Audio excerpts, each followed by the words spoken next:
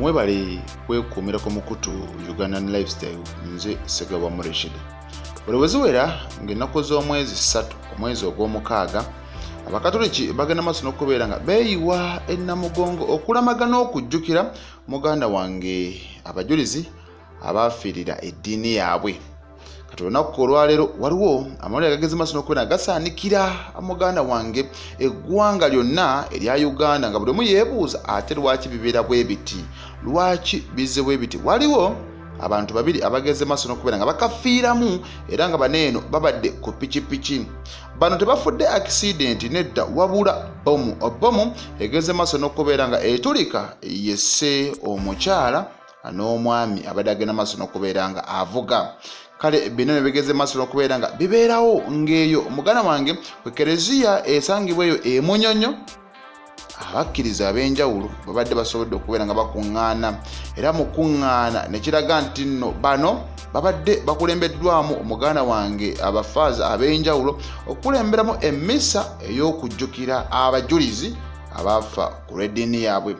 Kati okubwatuka kuneeno kubadde kuliraanidde ddala Munyonyo Martyrs Shrine butereevu ebikumi n'ebikumi gye bali bageze maaso okubanga bongera okubanga bakuŋŋaanira. Abamu abatasobodde kubeera nga batuuka ennamugongo basazeewo okubeera nga bo byonna babikwasiza eyo Munyonyo Martyrs Shrine, naye ekituufu kiri nti ate bisobodde okubeera nga biggwawo si birungi n'akamu n'akeddagala. Amanya g'abaana bageze maaso n'okubeera nga bakafiiramu teganaba kubeera nga gategeerekeka era bonna basobola okubeera nga tufuna ebisingako kw'abo abantu tujjagana maaso n'okubeera nga tubibabuulira. Kati yo poliisi egeze maaso n'okubeera nga eraga nti ebiriwo ekituufu kiri nti biraga nti bomu eno yasobodde okuba nga etulika. Kati mu kutulika babadde bano tebana kubeera nga batuuka ku kanisa ebadde ekyaliko ka distance akatonotono wesobodde okubeera nga etulika. Osanga singa babadde basemberedde ekkanisa eno ate omuwendo gw'abantu abafa n'abalumizibwa gwali badde gweyongerera ddala. Kati bagenda maaso n'okubeera nga amwattu twongera okulaba ebirala.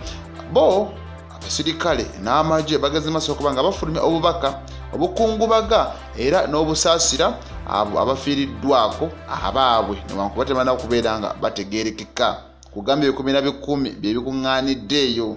Amawulire gageze maaso nga gavaawo era akolanga Director wa Defence Public Information Colonel Chris Amagezi alina byageze maaso n'okubeera nga ayogera ku nsonga eno. Alina byayogedde muganda wange ku nsonga eno nti kiraga UPDF basobodde okubeera nga bakola bukubirire. Omanyi UPDF erina aba counter terrorism era mukola n'amaanyi ne basobola okuba nga basobola okuziyiza abatujju babiri abadde bagereddemu okubeera nga nabo batuusa obulabe naddala mu kitundu ekyo. Kati aba babiri wetwogerera bayinza okubeera nga balina information gye basobola okubeera nga bawa abakuuma ddembe. Era mu mbeera endala ne kiraga nti nno poliisi eyongedde okuba nga enyweza obukuumi mu nfo zombi ebbiri ey'ennamugongo n'eyeeno emunyonyo. Tebalagira ddala nti no omuntu yenna gwe buli woolaba omuntu nga ekyamazima tomwekakasa ng'omwekengedde olina okutemyako abakuuma ddembe obabuulire obagabe bannange ono omusajja atunula bw'ati akukuta n'ebisawusawo weebiti yandibanga alina ekyamu kyalowooza butereevu poliisi esobole okubeera nga ekola ogwayo. Naye mu mbeera bweri ekyo kyekiriyo era kyetwakagenda maaso n'okubeera funayo naye nga kibi nnyo, kibi ddala.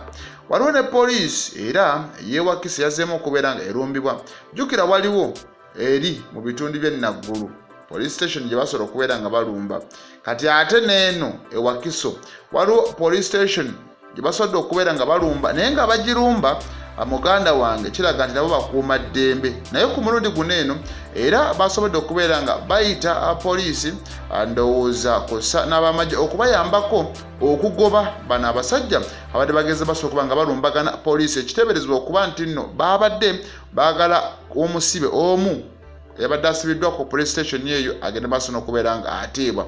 Kati mu kugezaako kugenda maaso n'okubeera nga babagoba era bano eno babakwatidde awo ku kitundu ekya Yesu Amala ne bababuuza ssebo mutunnyonnyole mutubuulire mubadde mwagala ki.